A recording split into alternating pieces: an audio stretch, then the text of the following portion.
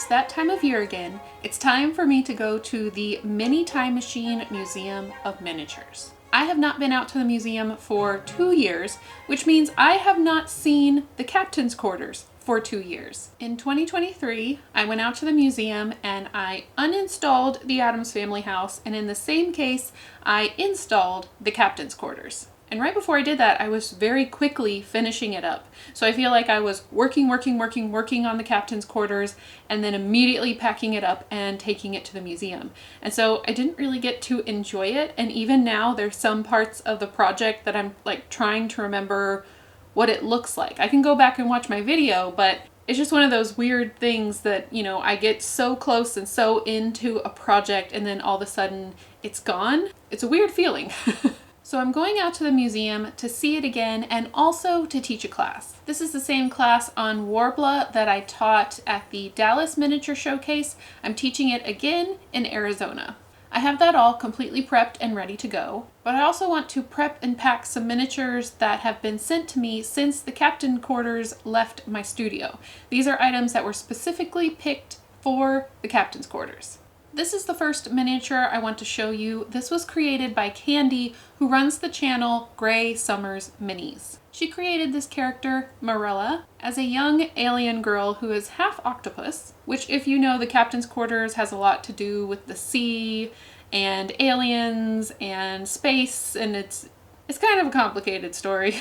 But she has been trying to find the captain according to the story that Candy sent me, and she has an entire book full of ink blots. And if you've watched the Captain's Quarters videos, you know that books were a really big thing because a lot of people sent in different books. So for her to have a book makes a lot of sense. And inside the book, there's all sorts of different ink blots that Marella made herself. And it's information that she's been collecting to give to the captain. Now, Marella is permanently on this base. However, I wanted to take her with me kind of as like a journey out to meet the captain. And so I reached out to Candy and asked, I wanted to make sure and ask permission because I don't want to do anything without her permission, if I could try to remove Marella from her base incredibly carefully, so that she could come with me and actually, like, you know, be in the captain's quarters with the captain, meet her. I'm not sure if she's staying out at the captain's quarters, but at least go on this journey with me. And when she comes back, I will make sure that I repair everything and she is returned to her base, which has all this beautiful sand detail and a small message in a bottle. So I'm going to try to remove her, like I said, very carefully, and she's going to come with me. There's a couple other miniatures that I have just purchased because I was like, oh, those would be perfect for the captain's quarters, but I don't have the captain's quarters anymore, so I'm going to take them with me. One is a diver's helmet that I purchased at the Dallas Miniature Showcase, and another one is a spyglass. And I've had a few things sent to me by my friend Sabaku no Shi, and one of them is a small trophy. This is the captain's trophy. It's very small. I know you can't see it from over there.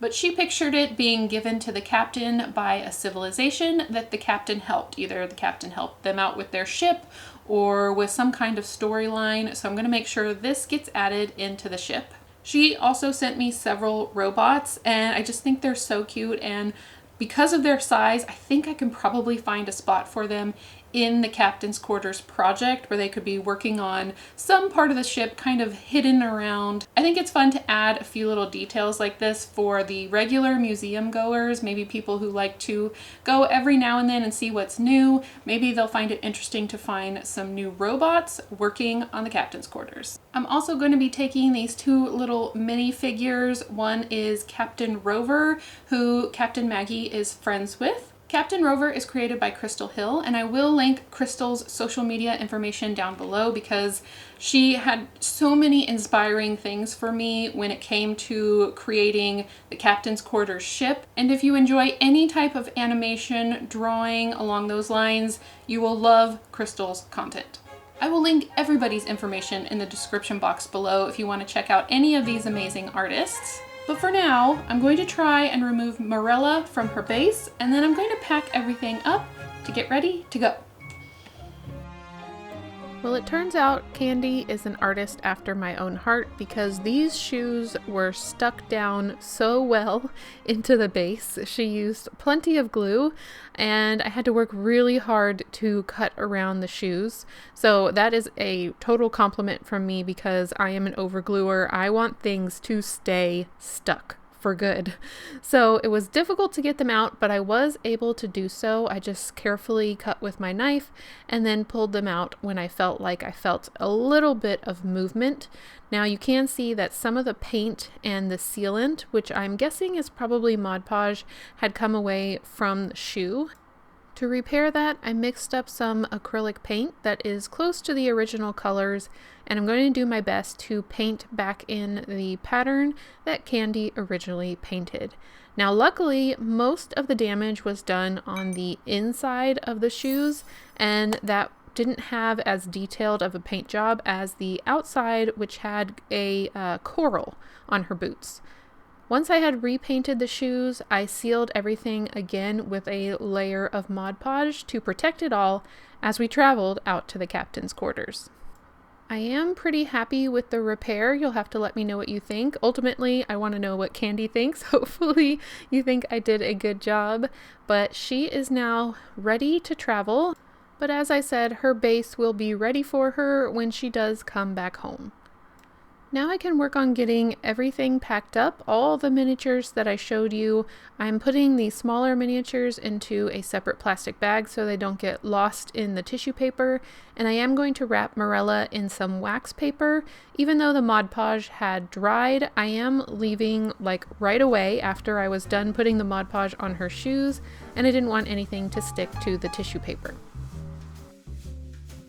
I'm also going to be bringing a few of the Beetlejuice dolls for me. The idea behind this being that I can kind of take some photos of the dolls around the museum in preparation for the fact that the Beetlejuice house is going to the mini time machine next year. And this way I can already kind of hype it up, having pictures of the dolls in the museum before they're permanently there. So I'm going to pack those up now as well, and maybe a few bits of furniture. This is how I have been storing the dolls so far. A little haphazard, but it does work because some of them are in many different pieces. I am going to add a little tissue paper on top to protect them even further, and I am going to add tissue paper to the furniture box as well, but this is what I'm bringing. So now that we've got everything put together, packed safely, I am leaving. I'm leaving today. I am going to go pick up my sister because my youngest sister has never gone to any miniature events with me, and so we're gonna have a fun trip together out to the museum. So here we go. It's time for a very long road trip.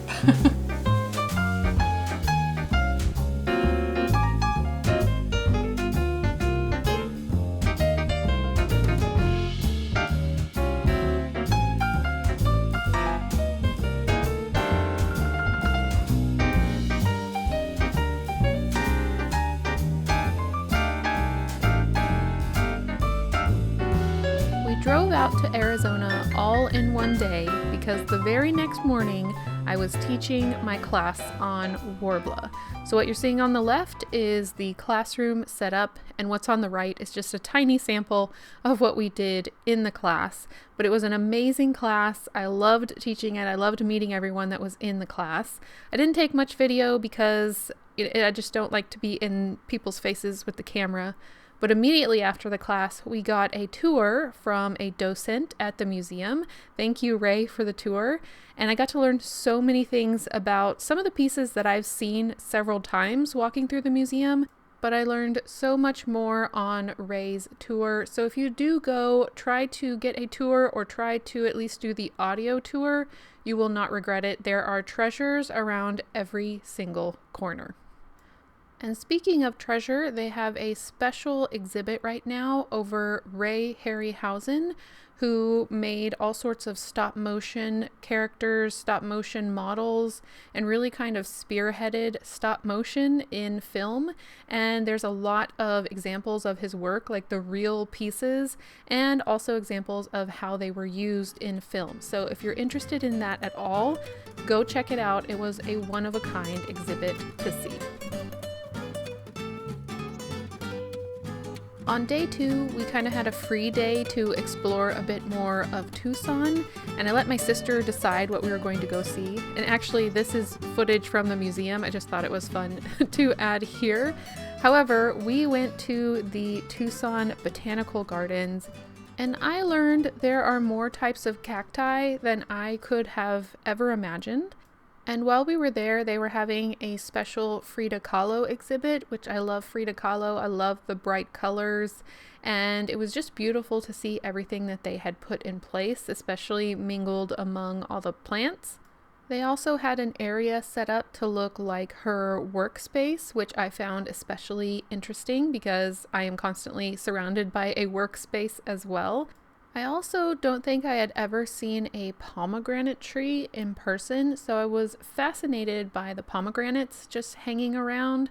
And there were so many beautiful mosaic benches. And of course, I took photos of Morella around the botanical gardens because we were still on our journey to find the captain.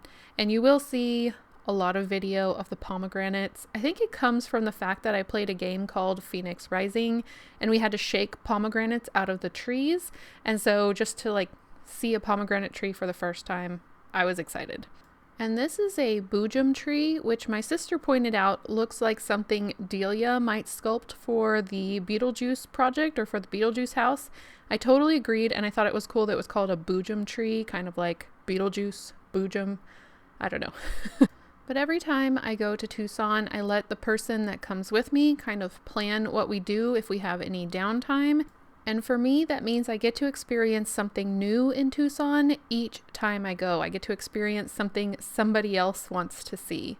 And some of these cacti look just like coral, which I thought was so cool, seeing as we're coming to see the captain's quarters. And I feel like this looked like some kind of alien seed pod flower you would see in a movie. So perfect inspiration for finding the captain and for seeing the captain's quarters again.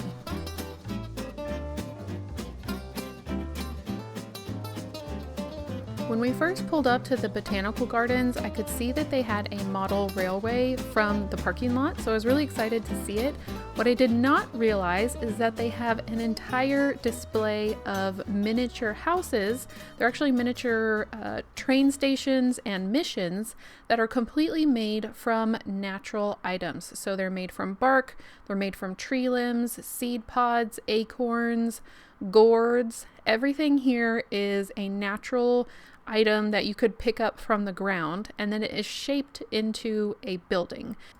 I couldn't get enough of these pieces. Even though they were brown, they were very vibrant, and you know how I love my brown tones anyway.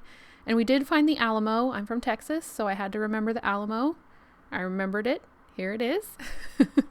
Some of these miniature buildings that are integrated into the railway, so the train runs through them or very close to them, are permanent in this display. But we were lucky enough to be there while there was this traveling display of these houses, and I just couldn't get enough of them. I guess I say houses, but just buildings. This one has to be my favorite one. You can see so many different types of natural materials used on one single tower, even down to these little cinnamon stick swirls to make some kind of decorative finial on top of the wall. So creative. I could not stop looking at them. And of course, this was the perfect opportunity to get some photos of Morella's journey. We did ask permission in order for me to put her close to the buildings. She never touched the buildings, but close to the buildings to take a few photos. She wasn't quite the same scale, so luckily she didn't want to stay here and, hang out instead of going to find the captain. But I did take a few videos and photos that I added to my Instagram and Facebook. And if you want to see her entire journey, you can definitely see it over there. We spent over 2 hours exploring the botanical gardens, and a good portion of it was just looking at these buildings because I seriously just kept finding more and more to look at. So if you're in the Tucson area, make sure you go check it out while these buildings are still there. Before we left, my sister wanted to go into the butterfly enclosure, and it was really fun, but it was really hot, and I was so scared because they kept telling us to look down when we were walking because the butterflies like to land on the ground. So I felt like I looked at the ground more than I did the butterflies because I did not want to step on anyone. But it was a really peaceful end to our time at the Tucson Botanical Gardens.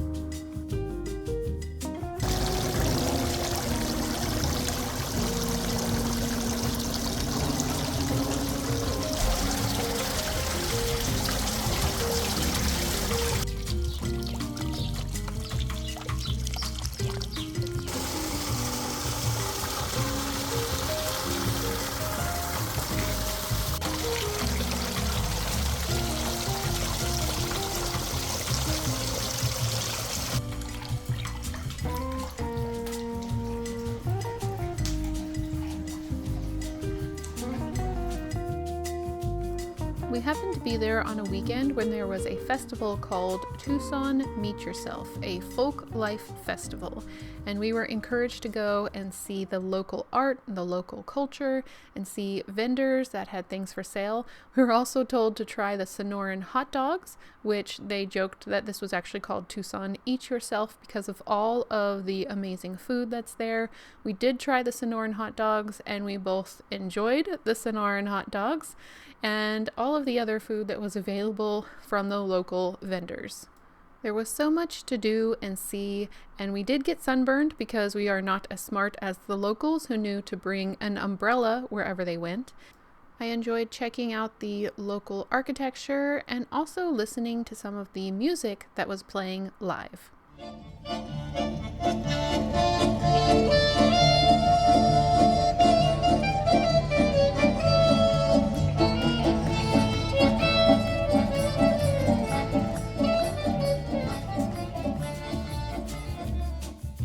After our sightseeing day was done, it was time to get back to one of the main reasons I came out to the museum, the captain's quarters.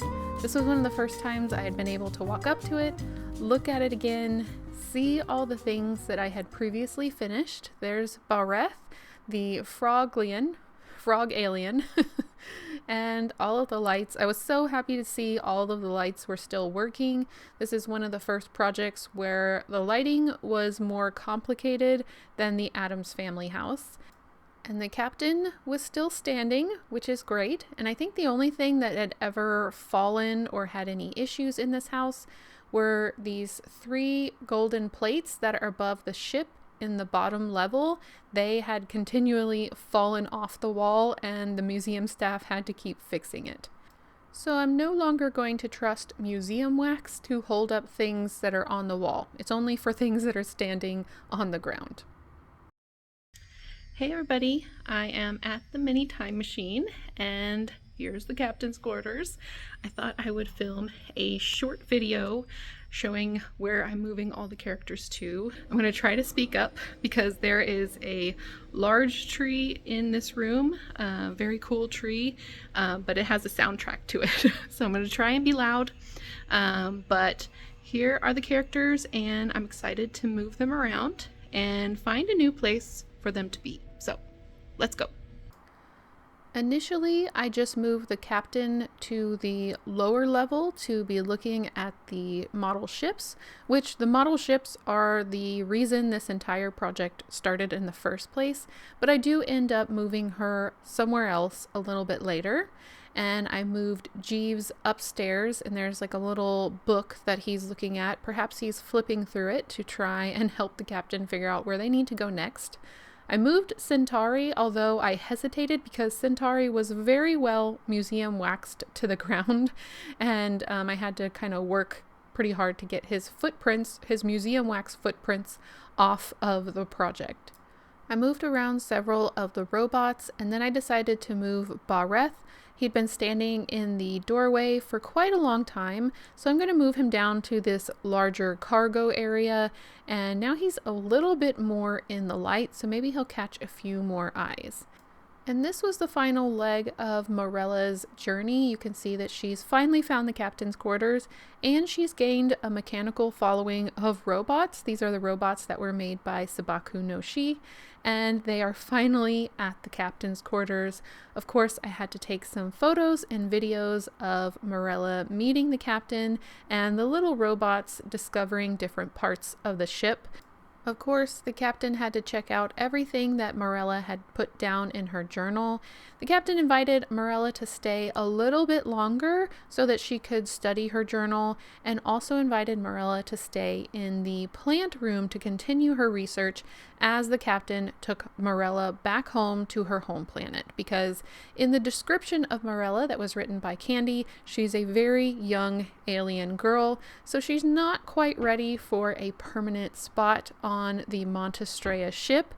But I know the captain was incredibly impressed by her resilience to come find her. And don't worry about my little plant robot. He is going to be checking on the plants that are being studied near the captain's console. So everyone has a job. Everyone's making sure something is getting done on the ship. And even these little twin robots, they promised they would keep an eye on the lights for me while the captain's quarters stays at the museum for the next year. And I think this little guy might just be lost. I think he's trying to figure out what he's supposed to do. I did decide to move the captain, as I said earlier. The captain has never been displayed up in the crow's nest, so I think she looks really good up there. I think she looks like she's about to move the ship, possibly to take Morella back home to her home planet. And now that the characters are in place, I can't forget about the other miniatures that I brought with me. So I'm going to add the diver's helmet here at the bottom with a little cat toy next to it, of course. I'm going to add the captain's trophy up on the bookshelf where the captain keeps all of her most important memories. And then I am going to be adding the spyglass that I brought onto the captain's desk. I guess you could also call it a telescope, spyglass, telescope. Anyway, one of those things. And even though these pieces are not staying in the project, I had to add in some video of the captain talking to Captain Rover and Flisper. And Crystal and I both agreed it kind of looked like she was talking to them as if they were like holograms, which fits in with the theme. So here's a final look at where everyone ended up on the Montestrea ship, the captain's ship.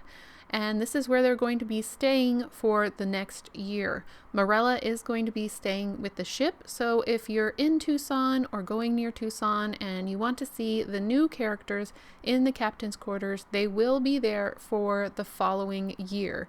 So they will stay there until I come back next year to bring the Beetlejuice project. I had so much fun revisiting the captain's quarters, moving around all of the characters, and just kind of refreshing the project for regular museum goers. I just think it's really fun when you come back to something and you see, oh, someone has moved. But before I left the museum that day, I had one more project I wanted to work on. Remember the Beetlejuice dolls that I packed up?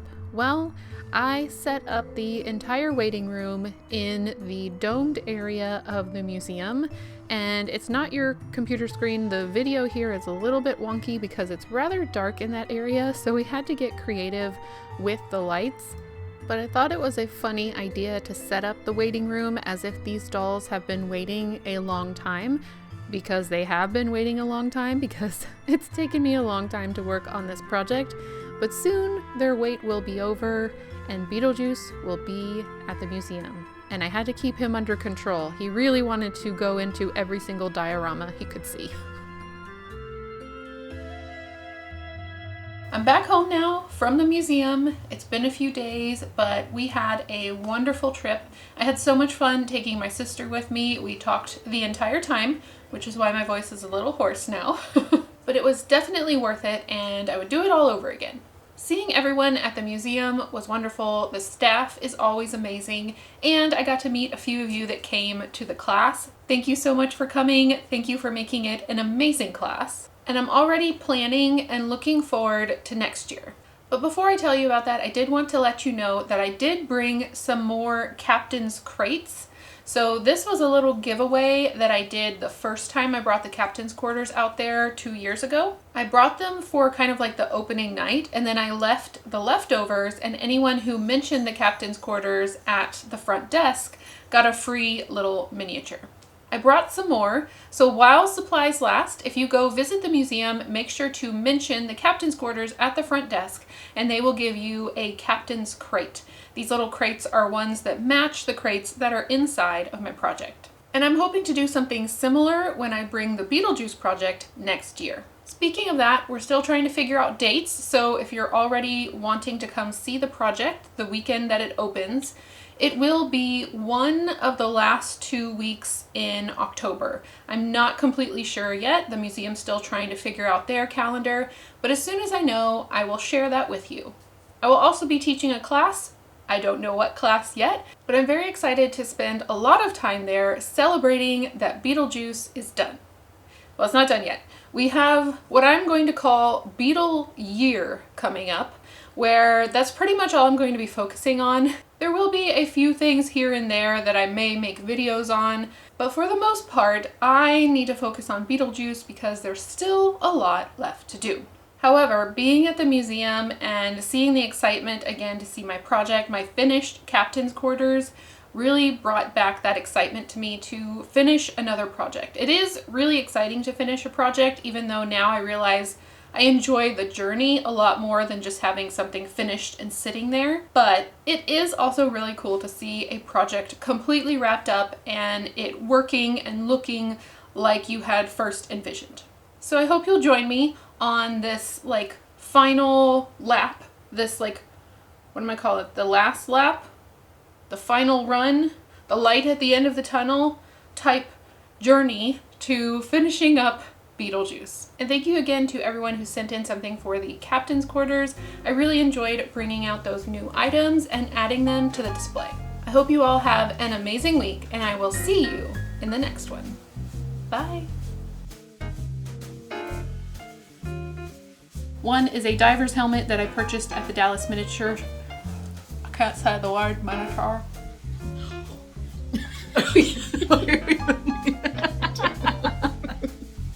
They're just so weird. Oh.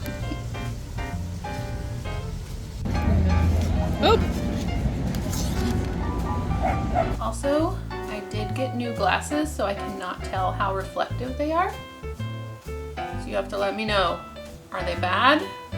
Are they okay? I can kind of see a glare right now. Maybe if I do I gotta learn how to keep the glare off of them because they're big. Big glasses.